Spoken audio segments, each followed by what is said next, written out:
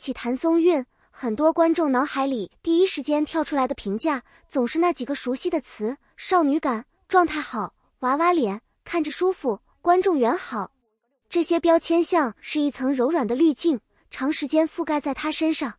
在娱乐圈里，少女感其实是一种很容易被夸赞，却也很容易成为束缚的评价。很多演员一旦被贴上这样的标签，观众就会下意识把他们锁定在某种固定形象里，轻盈、可爱，没有攻击性，像一阵不带重量的风。谭松韵就是这样被记住的。她不是那种一出场就锋芒毕露的演员，也不是气场强到压住所有人的类型。她更像是一种自然生长的存在，不需要太多修饰，就能让观众觉得亲切。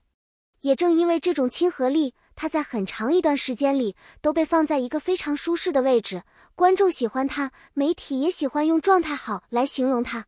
可问题也恰恰出在这里，当一个演员被夸太久状态好，很多人就会忽略一件事，她到底有没有变化。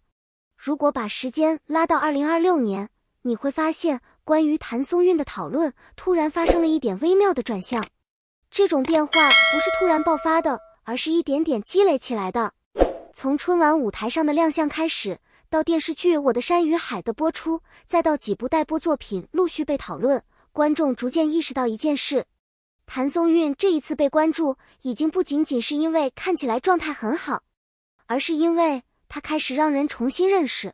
娱乐圈有一个很现实的规律，被记住很难，但更难的是被重新认识。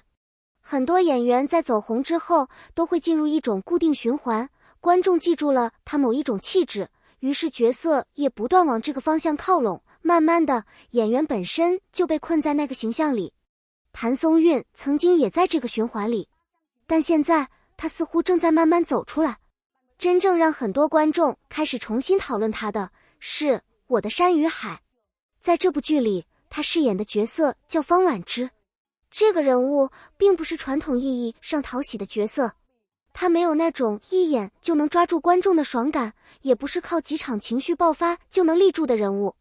方婉之的人生是一条完整的成长线，从青涩、犹豫到逐渐承担责任，再到被现实磨出棱角，他的变化并不轰轰烈烈，却真实而沉重。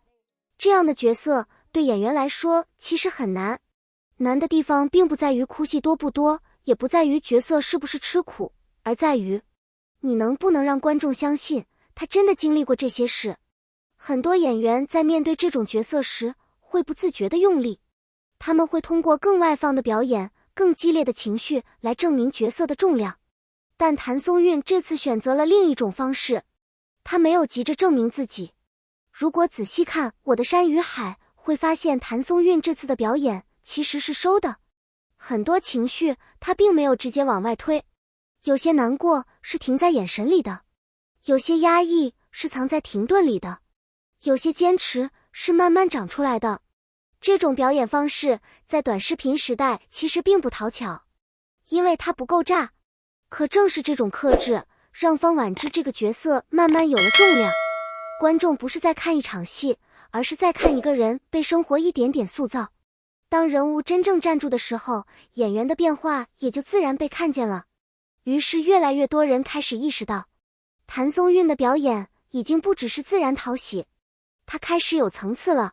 如果把视线从电视剧拉回到春晚舞台，其实还能看到另一种变化。很多演员在进入转型阶段时，都会出现一种奇怪的状态。他们想让自己变得更成熟、更厚重，于是开始刻意调整气质，甚至刻意收紧原本的性格。结果往往是，作品在努力变重，人却变得紧绷，那种原本打动人的自然感反而消失了。但谭松韵没有，她站在舞台上的时候依然是轻盈的，依然是松弛的，依然带着一种干净的生命力。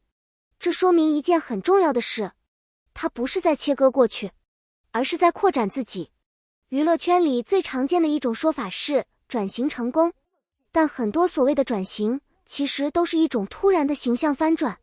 演员突然演一个完全不同的角色，观众惊讶，于是媒体开始讨论突破。可这种变化有时候反而很短暂，因为它太用力。真正长久的变化往往不是推翻过去，而是慢慢长出新的层次。谭松韵现在走的其实就是这样一条路，她没有否认过去的自己，也没有急着说我已经不是那个样子了，她只是顺着自己的气质，一点点把表演空间往外打开。这种方式看起来不惊艳，却非常稳。很多演员都会经历一个阶段，观众很喜欢他，但却很少真正相信他。这听起来像是一句夸奖，其实某种程度上也是一种限制。被喜欢的演员通常具备一些非常讨喜的特质，亲和力强，气质舒服，情绪表达自然，让观众在屏幕前没有距离感。谭松韵长期以来就是这样的存在，她的脸上带着一种很难被复制的亲近感，让人看着不会有压力，甚至会不自觉地产生好感。但演员如果一直停留在被喜欢这个层面，角色空间其实是有限的，因为观众在潜意识里会把它固定在某一种情绪区间，温暖、轻松、治愈、可爱。一旦角色需要更复杂的层次，比如长期压抑的痛苦、现实压力下的挣扎，甚至是性格中的灰度区域，观众就会本能的犹豫，他能演吗？而我的山与海出现之后，很多人的这种犹豫开始松动。方婉之这个角色不是靠爆发力赢得信任，而是靠时间。观众看着他一点点被生活改变，看着他学会沉默、承担、坚持。当人物慢慢变得真实时，演员的可信度也在同步增加。于是一个微妙的转变出现了，观众不再只是说他很可爱，他状态很好，而是开始讨论他其实能演更重的角色。对演员来说，这就是分水岭。当观众开始相信你可以承载更多故事时，你的表演半径就真正被打开了。在娱乐行业里，很多变化都是高调的。演员突然接一部完全不同类型的作品，或者刻意挑战极端角色，然后通过强烈反差制造讨论度。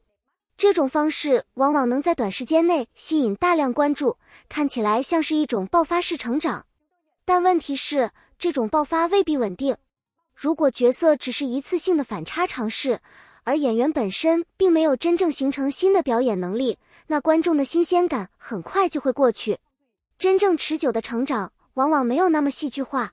谭松韵现在走的其实是一条非常少见的路径，她没有用力证明自己变了，而是让观众慢慢发现她变了。她依然保留着原本最珍贵的部分，那种自然的松弛感，那种让人愿意靠近的温度。与此同时，他又在角色选择上不断增加厚度，让人物逐渐拥有更复杂的生命力。这种变化不像烟花一样瞬间绽放，而更像树木的生长。它没有巨大的声响，却在时间里不断向外延伸。观众或许不会在某一天突然惊呼他彻底变了，但当你回头看时，却会发现一个很明显的事实：他已经走到了一个新的位置。而对演员来说，最难的不是某一次经验，而是能在很长时间里持续被重新认识。